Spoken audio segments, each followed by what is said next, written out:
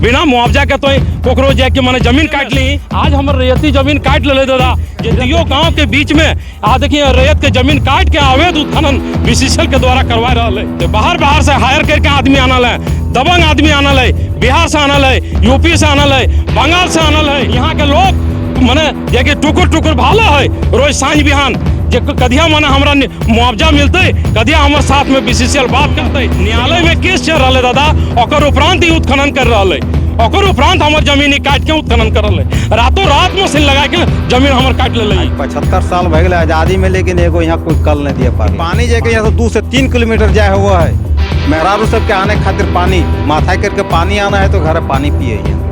नया खतियान है, नया भी खतियान है। और देखिए नया रसीद है, तो मैंने माफी भी कराए हमारे जमीन को। ये देखिए हमारे पास नक्शा भी है। ये जो आप दिखा रहे हैं, ये जो रैयती कागज है, ये कागज आप लोग BCCL total A to Z BCCL को हम लोग दिए हुए हैं। देखिए जिसका हम लोग प्रमाण है, ये रिसीविंग है।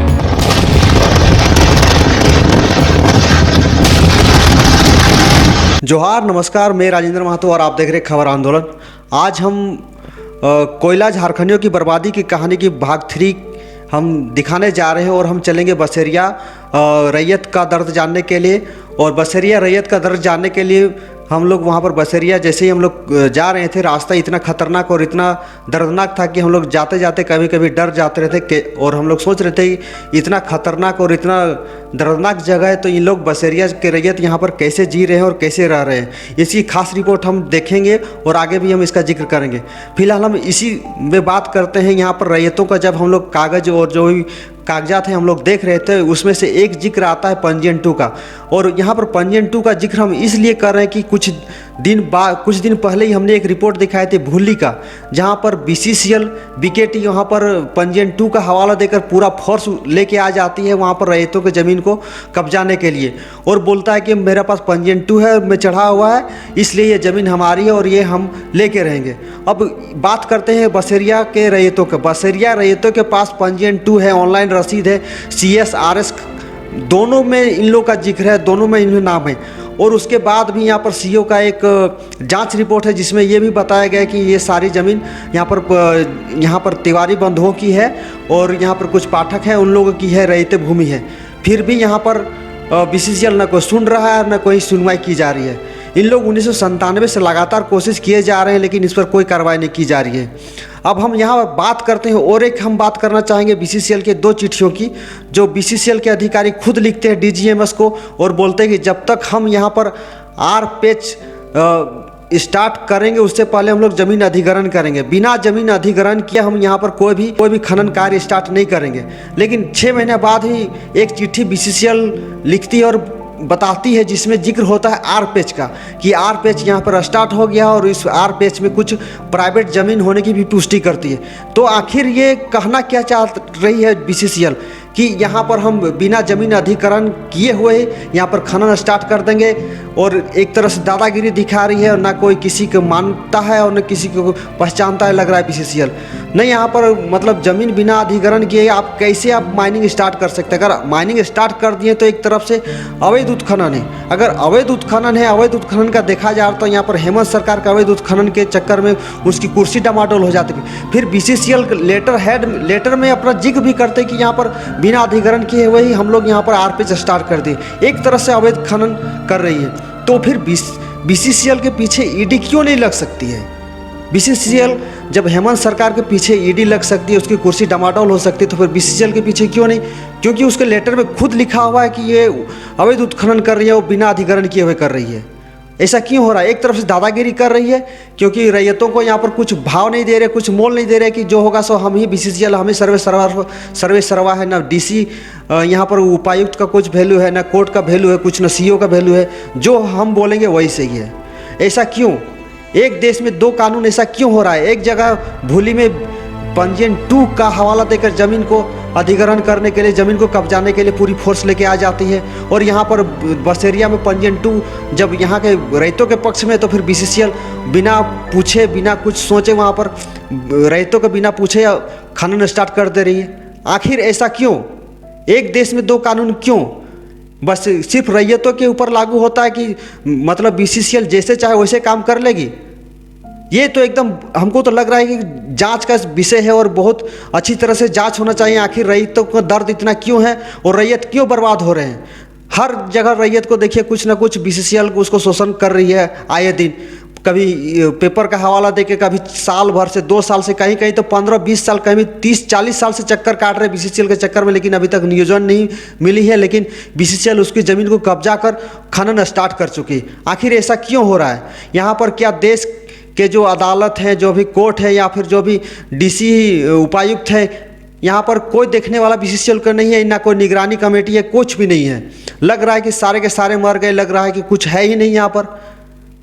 अब हम बात करने जा रहे हैं, ज़्यादा हम कुछ बोलेंगे नहीं, जो भी बोलेंगे यहाँ के रैयत बोलेंगे। और जो भी मैं बोल रहा हूँ वो रैयत के बिहाफ में ही बोल रहा हूँ, क्योंकि जो भी रिपोर्ट हमारे सामने आई है, जो भी कागजात हम देख रहे हैं, उससे तो यही साबित हो रहा है कि बीसीसीएल एक दादागिरी कर रही है और अवैध उत्खनन कर रही है। बाकी और भी हम डिटेल में जानेंगे यहाँ के रैयतों का दर्द और आपको सारा का सारा पेपर भी हम दिखाने की कोशिश करेंगे। तो चलिए चलते हैं बसरिया और जानते हैं रैयतों का दर्द क्या है और वो क्या कहना चाह रहे हैं। आज ये जो रैयत का दर्द की कहानी है उसको शुरुआत से पहले आप अपना नाम सबको बता दीजिएगा। मेरा नाम महेश तिवारी है, बसड़िया बस्ती का एक रैयत है और हम लोग यहाँ सब रैयती हैं, चाचा है, भाई लोग हैं, सब है। तो आप लोग का माने क्या कौन सा ऐसा मामला है, कौन सा ऐसा मुद्दा है जिसको लेकर आप लोग जनप्रतिनिधि से लेके हर एक अधिकारी के पास गया और सुना नहीं किया। हम लोग का एक झारखंडी होने के नाते यहाँ का जल जंगल और ज़मीन, ये तीनों चीज़ जो है आज हमारे गुरुजी का सबसे बड़ा आंदोलन रहा है और उसी का हम लोग बचपन से लेके मेरा भी उम्र होने चला है। इस बीच में तो यही एक लड़ाई देखे हैं, जो झारखंडी किसको कहते हैं, तो झारखंडी उसी को कहते हैं जिसके पास खतियान है। तो हमारे पास अगर खतियान है, आज देखिए बीसीसीएल हम लोग को सन 1997 से शोषण करते आ रहा है, जिसका हम लोग देखिए पत्रांक संख्या 1101 है। हम लोग को 97 से सूचित कर रहा है कि आप लोग आइए और यहाँ एक उत्खनन होगा गंगा परियोजना के नाम से और उसमें आप लोग के साथ वार्ता करेंगे। तो हम लोग पूरा ग्रामीण उसमें गए थे, 108 नियोजन पर समझौता हुआ था पूरा गांव बसड़िया बस्ती में, तिवारी बस्ती, रवानी बस्ती, उसमें पाठक बस्ती, तीनों थे हम लोग, महतो भी हैं यहाँ। तो चारों हम लोग जाति मिलके वहाँ पूरा गांव गए, जा कर के 108 नियोजन पर समझौता हुआ। उसके बाद में वो लोग उत्खनन का भी कार्य हुआ, 19 आदमी को नियोजन भी दिया। 9 माह नियोजन, 9 माह काम करने के बाद फिर उन लोग को टर्मिनेट कर दिया जाता है। जो क्यों क्या है, जब भाई हम लोग को ज़मीन नहीं मिल रहा है, इस एवज में आप लोग को हम काम नहीं देंगे, तो वो बैठा दिया। फिर वो मामला अधर में चला गया। इस बीच में हम लोग धनबाद जिला का टोटल जनप्रतिनिधि को देखें, 25 साल से यहाँ जो सांसद है उनको भी देखें, जो 2 टर्म से विधायक है उनको भी देखें, और प्लस जिला प्रशासन जो भी है जो आए हैं वो सत्ता का ही भोगी है और दुरुपयोग हुआ यहाँ। यानी बसड़िया जो एक बोलता है जो अंतिम छोर पर जो है लाइन में जो अंतिम छोर पर जो व्यक्ति खड़ा रहता है वही हम लोग अंतिम गांव है यहाँ बसड़िया। और हम लोग आप आए होंगे तो देखे होंगे जो नक्शा से कहीं रास्ता नहीं है, तो आप समझ सकते हैं कि दुख हम लोग को क्या है। टोटल बीसीसीएल उत्खनन करके रास्ता को गायब कर दिया, पानी को ख़त्म कर दिया, वरना रहने के लिए यहाँ जगह और रहा ही नहीं। बच्चों के लिए खेलने के लिए जगह नहीं है, पढ़ने के लिए स्कूल जाने के लिए रास्ता नहीं है। आप बताइए हम लोग क्या करें। हम लोग इस समय माने पशु के समान से भी बदतर जी रहे हैं। आप लोग जो कह रहे हैं कि हमने बीसीसीएल को सारा दस्तावेज दिया, तो दस्तावेज देने से पहले क्या बीसीसीएल कोई नोटिस किया था? हाँ, नोटिस देखिए एक मीडिया के माध्यम से वो निकाले थे, 2/12/2019 को निकाले थे। देखिए मीडिया के माध्यम से वो निकाले थे जो गोनोडी खास कुसुंडा कोलियरी में शीघ्र शुरू होने वाले पेच आर में पड़ने वाले ज़मीन के रैयतों से कई बार अनुरोध किया गया वे अपने ज़मीन के कागजात यथाशीघ्र जमा कर दें, लेकिन अभी तक इन लोगों ने उचित कागजात प्रबंधन के पास जमा नहीं किया। इस संदर्भ में नामांकित रैयतों को दिनांक 26/6/2019 और 5/7/2019 और 31/7/2019, 28/8/19 और 14/9/19 को पत्र के द्वारा सूचित किया गया, परंतु अभी तक उचित कागजात प्रबंधन के पास जमा नहीं किया गया। ये रैयत बसड़िया बस्ती के रहने वाले हैं तथा इनकी ज़मीन छोटकी बुआ थाना 227 एवं बसड़िया मौजा 65। आप बताइए, ये बोलता है कि ज़मीन हम कागजात नहीं जमा किया। आप महाशय जी आप बताइए, जो हम जो 97-98 में 97 से लेके और 25/12/2019 तक जो हम जो झेलें, दूसरा आदमी हो रहता तो सुसाइड कर लेता, मानसिक तनाव से पागल हो जाता। आज पूरा फैमिली हम लोग ग्रसित हैं इस तनाव से। बताइए जब हम आपको क्या प्रमाण दे? 97 क्या क्या कागजात जमा दिए थे आप इसमें? हाँ, इसमें हम बता रहे हैं। इसमें हम लोग कागजात जमा किए हैं, जैसे देखिए खाता नंबर 25 जो पुराना था अभी हो गया है 10, हम वो दिए हैं। खाता नंबर 26 वो दिए हैं। खाता बसड़िया खाता में खाता नंबर 8 एवं 9 दिए हैं। ठीक है, उसके बाद में आप आ जाइए, ये 25 के 28 प्लॉट डीड जो मेरा डीड है वो भी दे दिए हैं। जो कांटा भी नया कांटा बना है वहाँ मेरा डीड का ज़मीन है, वो भी हम लोग जमा किए हैं। आप बताइए जी, हम कहाँ हमसे नहीं दिए हैं? से बताइए कौन सा कागज अब हमसे मांग रहे हैं? तो रिसीविंग वो कैसे दिए? देखिए अनिल सिंह रिसीविंग है 25/12/2019 को। RGKKC लिखे हुए हैं। श्री देखिए सर्वेयर, श्री सर्वेयर लिखे हैं ना अनिल सिंह, ये देख के देखिए साइन मारे हैं। अनिल सिंह तो समय अभी वो रिटायर कर गए। और वही देखिए अधिकारी लोग हमारे ज़मीन पर प्लान बनाया था रोड बनाने के लिए, तो उस रोड को आज हम लोगों ने बंद किया। आज SDO साहब जो धनबाद का प्रेम कुमार तिवारी है, उनको हम लाख लाख शुक्र कहेंगे जो आज हम लोग 97 से लेकर 2023 तक कोई अगर यदि न्याय किया है किसी कोई अधिकारी ने तो वो है प्रेम कुमार तिवारी जी, जिन्होंने कहा कि नहीं आपका ज़मीन है। हमने बागमारा से जांच करवाया, आपका प्रमाण होता है कि आपका ज़मीन है, सारा डॉक्यूमेंट्स आपके पास में है तिवारी जी। लेकिन आप न्यायालय जो गए हैं तो जिसके एवज में हम कुछ उसमें ऊपर कार्रवाई अपना नहीं कर पा रहे हैं। जिस दिन आपका न्यायालय से ऑर्डर आ जाएगा उस दिन आपका सारा चीज़ काम हो जाएगा। जब आपका खाता है, खतियान है, रसीद है, तो आपके रहती जमीन पर जब काम हो रहा था इसके एवज में कुछ नियोजन दिया गया है कि नहीं? कोई नियोजन नहीं दिया है, 1 रुपया तक नहीं दिया गया है, रत्ती भर नहीं दिया है। यही तो शोषण है। यही तो हम जब यहाँ धनबाद जिला का आपका जनप्रतिनिधि लोग से जब मांग किए जाइए हमारे ज़मीन को बचाइए, तो बोलता नहीं देखेंगे।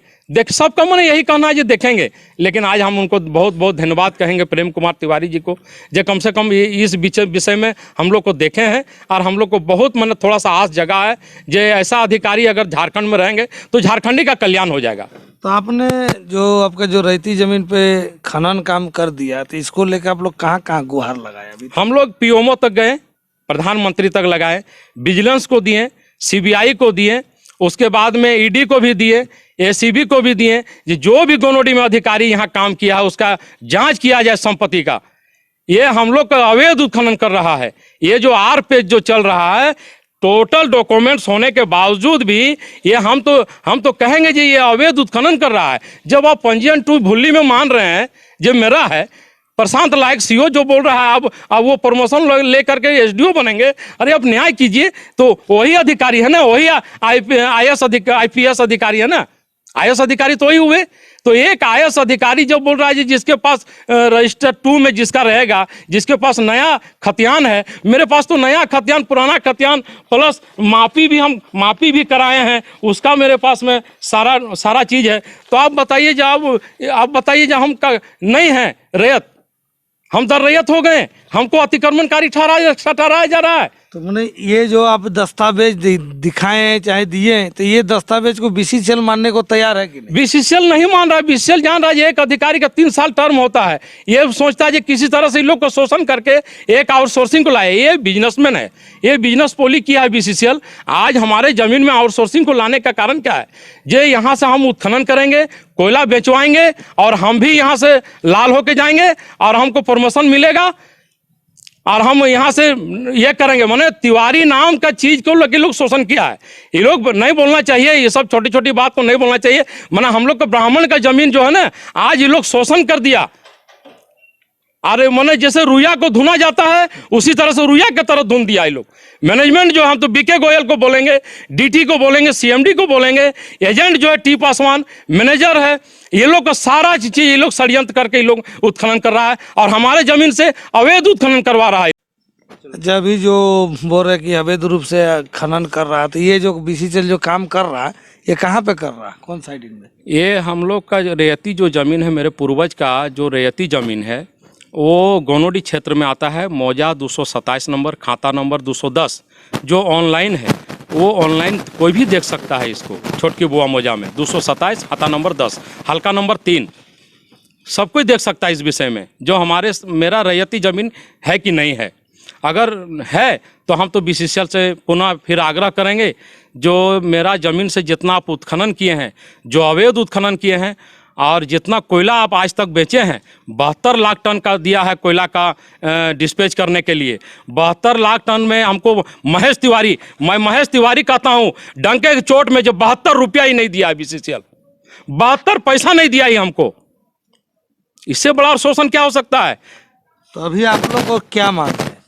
हम लोग का मांग है, जैसा मेरा ज़मीन था पुनः ज़मीन को उसी तरह से करे, या नहीं तो एनआईटी के आधार पर, रूल नियम के आधार पर, जो संविधान जो बाबा साहब अम्बेडकर ने बनाया है 1950 में जो लागू किया गया है, वो उसके तहत, संविधानिक के तहत वो बात करे और हमारे ज़मीन के साथ समझौता करे, लार एक्ट के तहत वो नियोजन और मुआवजा दे टोटल हम लोग का परिवार में।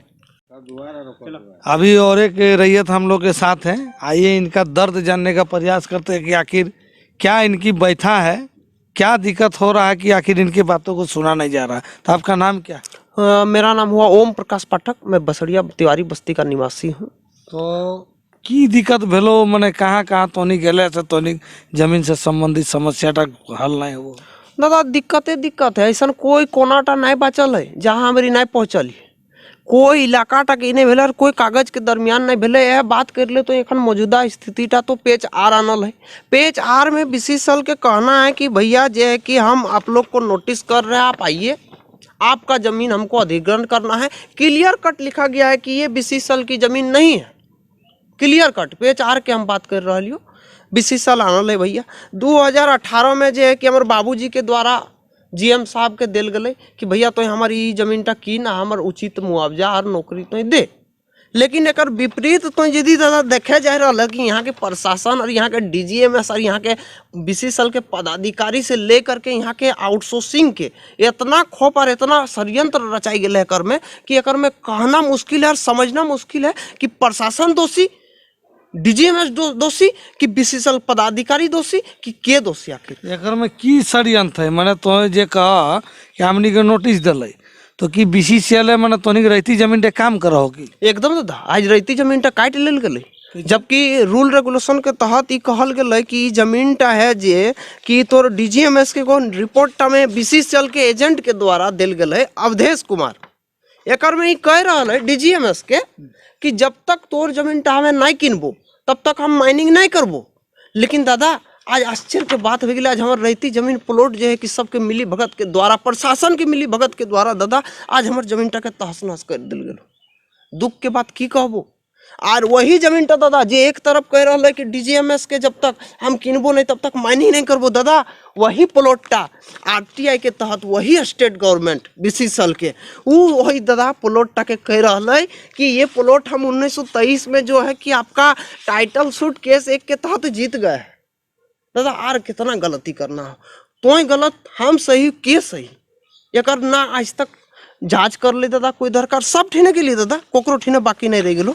डीसी एसपी सब ठीने 2016 के एगो चिट्ठी भी तोरा दिखाई दी हो कि हमें जो है कि तोर बीसीसीएल के दिल हलिए, जकर में बीसीसीएल के भी देख ली ओकर में जिक्र है। अरे देखिन दादा 16/9/2016 हम दिल हलिए है ना, तो एकर में एजेंट के आयल है कि कौन कौन जमीन टा तोर हमें कब कीन ले लियो, कौन कौन जमीन टा हमर लागू, इटा हमरा पूरा बाप के नाम से दे करके जिक्र करल गए। स्टेट के है एजेंट साहब के सिग्नेचर है, जकर में ये टाइटल सूट केस नंबर 1 254 और 255 के तहत कह रहा है कि तो 1923 में ये प्लॉट हार गए। बाद बाकी ये डीड बाय डीड हमारे दादाजी सेल करके बीसीसीएल या कोलियरी ऑनर के द्वारा बेचल गए। चल इटा हमारे बीसीसीएल के पास कागजात है, हम इटा मान गए। लेकिन दादा खाता 16 यदि बीसीसीएल के द्वारा कह रहा है कि हमरा अधिग्रहण करना है, ये जमीन टा हमार ना लगे और 1 महीना 16 दिन के अंदर जो है कि डीजीएमएस के यदि चिट्ठी लिख रहा है कि भैया ये जमीन तो परमिशन ना दी है, और 1 महीना 16 दिन के अंदर देखी प्रशासन के हमरी के अगुवाई करके किस तरह शोषण करल गेल है।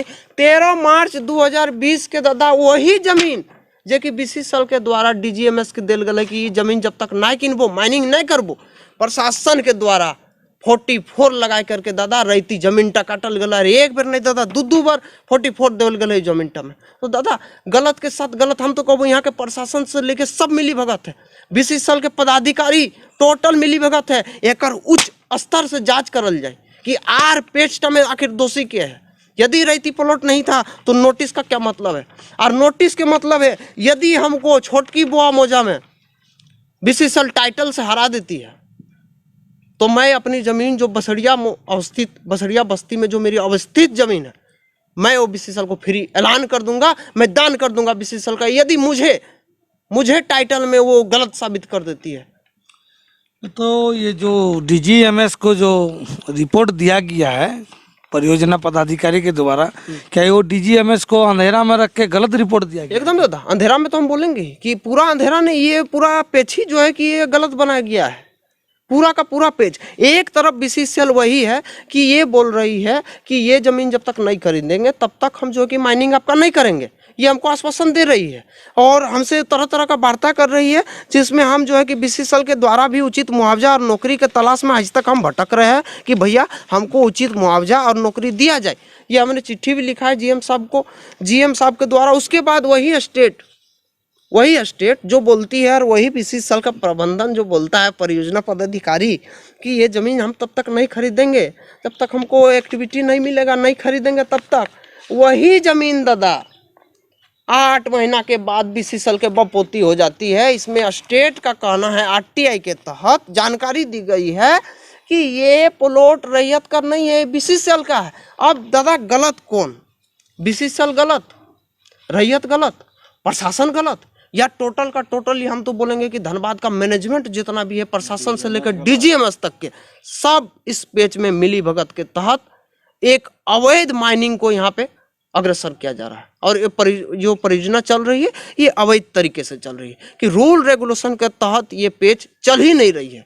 और इस हमने कोना कोना भैया सब कोना कोना हमारी चल के लिए ये जो जिस पेज का बात कर रहे हैं, ये पेज अभी मैंने किसके अधीन चल रहा है, कौन सा कंपनी है यहाँ? ये गोंदूडी कोलियरी के एवज में चल रही है और ये गोंदूडी अवस्थित में जो संचालित है वो hilltop high-rise private limited outsourcing के द्वारा काम किया जा रहा है, जिसमें BCCL को इसको टेंडर के रूप में लाया गया है। वही जो है कि इसको संचालित कर रही है हिलटॉप हाईराइज।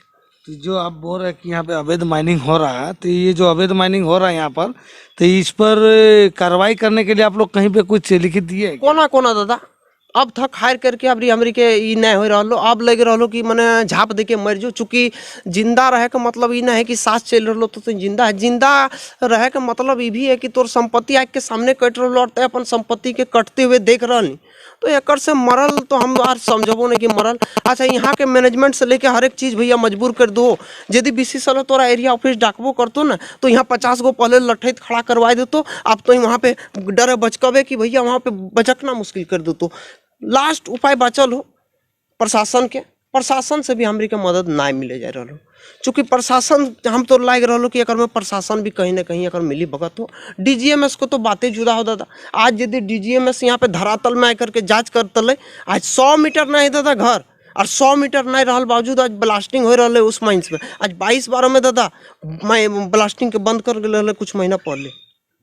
आज वो रूल रेगुलेशन टा फॉलो वहाँ पे हो रहा है, लेकिन वही रूल रेगुलेशन टा दादा हमारे गांव में फॉलो नहीं हो रहा है। चूँकि हमारे जनप्रतिनिधि से लेकर के जिला प्रशासन से लेकर सब विकल हो यहाँ पे। अच्छा, आप लोग जिस रैयती जमीन का बात बोल रहे थे कि हमारा रैयती जमीन में BCCL मैंने बिना अधिग्रहण किए माइनिंग चला रही, वो जमीन कहाँ पर है आप लोग? दादा सबसे पहले तो किस परिस्थिति में है वो? दादा यह तो देखे एक चीज़ लगे, 2 गांव के बीच में बगल में है धोबी कुली और हमरी के तिवारी बस्ती बगले में है। 2 गांव के बीच में कौन से संविधान में लिखल है जो 10-10 मीटर के छोड़ के आप तो माइनिंग कर बीचों बीच माइनिंग कर रहे देख लीजिए जे मैंने माइनिंग का की सही लगे। और DGMS एक से एक कानून और मैंने प्रक्रिया बतुआ जे नहीं ऐसे होना चाहिए वैसे होना चाहिए। कहाँ गए DGMS? आज हमारे रैयती जमीन काट ले दादा।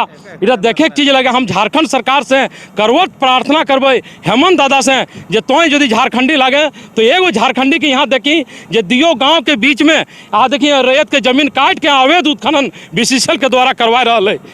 आज बीसीसीएल बिजनेस पॉली अपना लेल है जे हमें 6,000 रुपया टन में कोयला बेचबो और आउटसोर्सिंग के 200 टका टन में कोयला वो बेचते वो जेकि ट्रांसपोर्टिंग कर रहा है और वह 200 रुपया में वो 50 गो आदमी के ऐसा बहाल करल है जे रैयत के यहाँ के दबा के रखल है। इधर संविधान में कौन से संविधान के धारा में लिखल है जे तुम ककरो शोषित करी और पीड़ित करी बिना मुआवजा के तुम ककरो जाके माने जमीन काट ली बिना मुआवजा के जमीन तक कोनो अधिग्रहण मुआवजा कुछ नहीं दिलो आज तक 1997 से लेके आज 2023 भई गए आज तक जाके माने बीसीसीएल के द्वारा 1 रुपया जाके माने तिवारी बस्ती में ने कोई तिवारी के दिल है। यहाँ तक जे दादा एनआईटी में तो एक देखे पड़िए जे एगो तिवारी के नियोजन दिल है ये आउटसोर्सिंग में एक भी तिवारी के नियोजन ना है। कहीं दिखा दे महेश तिवारी के नाम से जब माने नियोजन दिल है कहीं एचपीसी है ना है तो कोकरा नियोजन दिली तो बाहर से हायर करके आदमी आनल है, दबंग आदमी आनल है, बिहार से आनल है, यूपी से आनल है, बंगाल से आनल है, हर जगह से ले आन के यहाँ के जेके मने रैयत के दबा के और काम करवा रहा है। यहाँ के लोग मने जेके टुकुर भाला है रोज सांझ बिहान जे कदिया मने हमरा मुआवजा मिलते कदिया हमारे साथ में बीसीसीएल बात करते लेकिन आज तक बीसीसीएल के कान में जू नहीं रेग रहा है। ओकर न्यायालय में केस चल रहा है दादा ओकर उपरांत ही उत्खनन कर रहा है ओकर उपरांत हमार जमीन काट के उत्खनन कर रहा है रातों रात मशीन लगा के जमीन हमार काट ले। तो न्यायालय में आप इस बात को रखे हैं क्या कि हमारे जमीन का अधिग्रहण नहीं किया गया है और पेज चलाया जा रहा है? हाँ न्यायालय में सारा डॉक्यूमेंट्स जमा कर दिलिए और सारा चीज कह लिया और जिस दिन हमनी के गवाही होते उस दिन इस चीज का कहबे जो बिना मुआवजा दिए हुए हमको उत्खनन कर रहा है बीसीसीएल। और एक रैयत हमारे साथ है इनसे जानने का प्रयास करते हैं आखिर यहाँ पर पानी का जो समस्या है वो किस स्तर पर है और क्या इनका जमीन से संबंधित क्या दर्द है ये भी जानने का। तो आपका नाम क्या हो गया? अशोक तिवारी। तो यहाँ पे पानी का किस प्रकार सुविधा है, नल उल है कि नहीं? पानी तो दादा यहाँ से 2 किलोमीटर जो है कि जा है माने यहाँ गाँव के मेहरारू सब माथा में जगह पानी ढो के जेटा देखे बाहर में से चीजटा यहाँ है। आज 75 साल भग गए आज़ादी में लेकिन एगो यहाँ कोई कल नहीं दिया पारले कि पानी की व्यवस्था कैसे होती गांव वाला पानी कहाँ से पीते जबकि यहाँ कोल बेरिंग क्षेत्र लगे पानी के इतना मारा मारी है फिर भी एगो यहाँ नल तक नहीं है कि पानी जाके यहाँ से 2 से 3 किलोमीटर जाए हुआ है। मेहरारू सब के आने खातिर पानी माथा करके पानी आना है तो घर पानी पिए यहाँ पे।